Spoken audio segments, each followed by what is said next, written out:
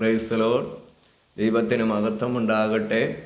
ഇന്നത്തെ ചിന്തയ്ക്ക് വേണ്ടി ഒരു വാക്യം വായിക്കുന്നു. സങ്കീർത്തന പുസ്തകം 73-ന്റെ 27-ഉം 28-ഉം. സ്തോത്രം. ദൈവത്തിന് ഇതാ നിന്നോട് അകന്നിരിക്കുന്നവർ നശിച്ചു പോകും, എന്നാൽ ദൈവത്തോട് അടുത്തിരിക്കുന്നത് എനിക്ക് നല്ലത്. ദൈവത്തിന് മഹത്വം ഉണ്ടാകട്ടെ. അപ്പോൾ ദൈവത്തോട് അകന്നു പോകുന്നവരാണ് നശിച്ചു പോകുന്നത്. ദൈവത്തോട് അടുത്തിരിക്കുന്നത് എനിക്ക് നല്ലത്. ദൈവത്തിന് മഹത്വമുണ്ടാകട്ടെ.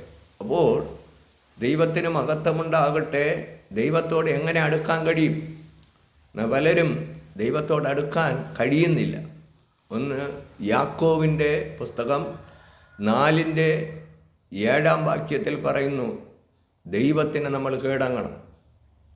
രണ്ടാമത് പിശാചിൻ്റെ പ്രവൃത്തിയോട് എതിർത്ത് നിൽക്കണം. അപ്പോൾ ദൈവത്തോട് അടുത്ത് ചെല്ലുന്നെങ്കിൽ ദൈവം നമ്മളിലേക്കും അടുത്ത് വരും. അപ്പോൾ ഞാനും നിങ്ങൾ നശിച്ചു പോകാതിരിക്കണമെങ്കിൽ ഒന്ന് ദൈവത്തിന് കിടങ്ങണം. ദൈവത്തോട് പറയണം, കർത്താവേ എൻ്റെ ഇഷ്ടമൊന്നും വേണ്ട, നിൻ്റെ ഇഷ്ടം എന്നിൽ നിറവേറട്ടെ. ദൈവം പറയുന്നത് നമ്മൾ അനുസരിക്കണം. 1 ശമൂവേലിൻ്റെ പുസ്തകം 15-ന്റെ 22-ൽ പറയുന്ന നീനാണ് ഇത് അനുസരിക്കുന്നത് സ്തോത്രം നല്ലതെന്നാണ് പറയുന്നത്. ദൈവത്തിന് മഹത്വമുണ്ട്. ഒന്ന്, ദൈവത്തിൻ്റെ കൽപ്പനകൾ നമ്മൾ അനുസരിക്കണം. സദൃശവാക്യം 7-ന്റെ 2-ൽ പറയുന്നു, കൽപ്പനകളും ഉപദേശങ്ങളും കണ്ണിൻ്റെ കൃഷ്ണമണി പോലെ നമ്മൾ ജീവിച്ചിരിക്കേണ്ടതിന് നമുക്കൊരു മരണം സംഭവിക്കാതിരിക്കണമെങ്കിൽ, അല്ലെങ്കിൽ പുറമേ മരിച്ചില്ലെങ്കിലും അകമേയുള്ളവൻ മരിക്കാതിരിക്കണമെങ്കിൽ പരിശുദ്ധാത്മാ പറയുന്നത് ഇങ്ങനെയാണ്, ദൈവത്തിന് മഹത്വമുണ്ടാകട്ടെ. അല്ലെങ്കിൽ കൽപ്പനകളും ഉപദേശങ്ങളും കണ്ണിൻ്റെ കൃഷ്ണമണി പോലെ കാത്തുകൊള്ളണം. ദൈവത്തിന് മഹത്വമുണ്ടാകട്ടെ. ആമോസ് പ്രവാചകന്റെ പുസ്തകം 5-ന്റെ 4-ൽ പറയുന്നത് ഇങ്ങനെയാണ്, നീ ജീവിച്ചിരിക്കേണ്ടതിന് ദൈവത്തെ അന്വേഷിക്കണം. ആരാധനകൾ മുടങ്ങാൻ പാടില്ല. ദൈവത്തെ അന്വേഷിക്കാൻ നമ്മൾ സമയം കണ്ടെത്തണം. അതാണ് ദൈവത്തിന് കീഴടങ്ങണം. ദൈവം പറയുന്നത് അനുസരിക്കണം. എങ്കിലേ നമ്മൾ ദൈവത്തോട് അടുക്കാൻ പറ്റുള്ളൂ. ആമേൻ. ദൈവത്തിന് മഹത്വമുണ്ടാകട്ടെ. നമ്മൾ ദൈവസ്നേഹത്തിൽ നിന്ന് പിന്തിരിക്കുവാനാണ് ശത്രു കടന്നു വരുന്നത്. ആദാം ഹവ്വയും സന്തോഷമായി ജീവിക്കുമ്പോഴാണ് സ്തോത്രം അതിനകത്ത് പാമ്പിൻ്റെ രൂപത്തിൽ പിശാച് കടന്നു വന്നിട്ട് ദൈവം വിലക്കിയ കാര്യം അവരെ കൊണ്ട് ചെയ്യിപ്പിക്കുകയാണ്. അതാണ് സ്തോത്രം. പിശാചിൻ്റെ പ്രവൃത്തിയോട് നമ്മൾ എതിർത്ത് നിൽക്കണം. എന്നാൽ അവൻ നമ്മളെ വിട്ട് ഓടിപ്പോകും.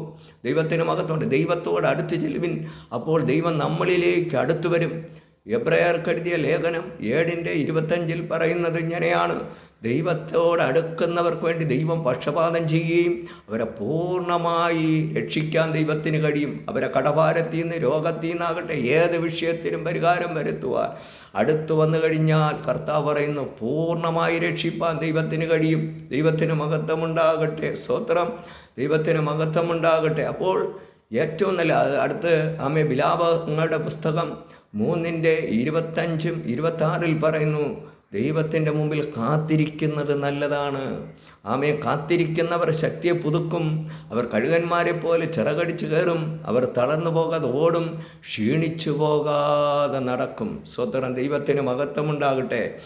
യെശയ്യാ പ്രവാചകന്റെ പുസ്തകം 64-ന്റെ 4-ാം വാക്യം പറയുന്നു, കാത്തിരിക്കുന്നവർക്ക് വേണ്ടി ദൈവം പ്രവർത്തിക്കും.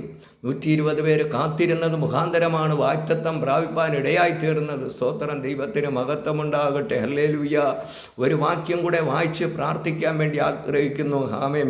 മീകയുടെ പുസ്തകം സ്തോത്രം 6-ന്റെ സ്തോത്രം. ദൈവത്തിന് 8-ാം വാക്യം, മനുഷ്യ നല്ലതെന്തെന്ന് അവൻ നിനക്ക് കാണിച്ചു തന്നിരിക്കുന്നു. ന്യായം പ്രവർത്തിപ്പാനും ദയതൽപരനായിരിക്കാനും നിന്റെ ദൈവത്തിൻ്റെ സന്നിധിയിൽ താഴ്മയോടെ നടപ്പാൻ അല്ലാതെ എന്താകുന്നു യഹോവ നിന്നോട് ചോദിക്കുന്നത്? സ്തോത്രം. ദൈവത്തിന് മഹത്വമുണ്ടാകട്ടെ. സ്തോത്രം. 1 സ്തോത്രം. സ്തോത്രം. അവൻ നിനക്ക് കാണിച്ചു തന്നിരിക്കുന്നു, ന്യായം പ്രവർത്തിക്കണം. നമ്മുടെ ജീവിതത്തിൽ ഒരു ന്യായമുണ്ടായിരിക്കണം. ദയതൽപരനായിരിക്കണം. മറ്റുള്ളവരോട് ദൈവസ്നേഹത്തിൽ നമ്മൾ ഇടപെടണം. ദൈവസനിൽ താഴ്മയുള്ളവരായിരുന്നാൽ അതാണ് നല്ലതെന്ന് ദൈവം പറയുന്നു. കാണുന്നത് എല്ലാം സൃഷ്ടിച്ചിട്ട് ദൈവം നല്ലതെന്ന് കണ്ടു. സ്തോത്രം. ദൈവത്തിന് മഹത്വമുണ്ടാകട്ടെ. ഹല്ലേലൂയ. രക്തത്താലും വചനത്താലും ജയമെടുക്കുകയാണ്.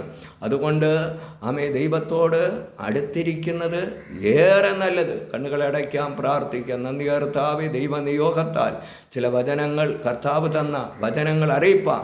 കർത്താവ് ഇടയാക്കിയല്ലോ. കേട്ട ജീവിതങ്ങൾക്ക് ഇത് അനുഗ്രഹവും വിടുതലുമായി മാറട്ടെ എന്ന് പ്രാർത്ഥിക്കുന്നു. പ്രാർത്ഥന സ്തോത്രം യേശുവിൻ്റെ നാം തന്നെ ആമേൻ.